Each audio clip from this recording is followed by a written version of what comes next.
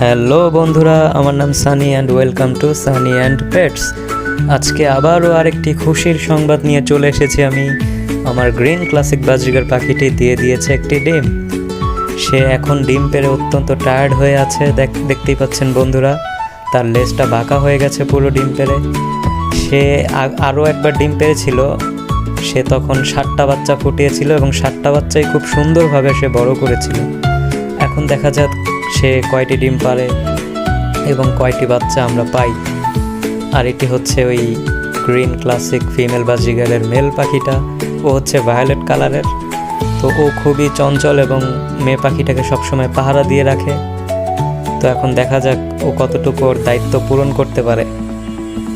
আমার এই ভায়োলেট পাখিটি হচ্ছে আমার পুরাতন ক্লাসিক বাজরিগার পাখির সবচাইতে প্রথম বাচ্চা, তাই স্মৃতি হিসেবে ওকে আমি রেখে দিয়েছি।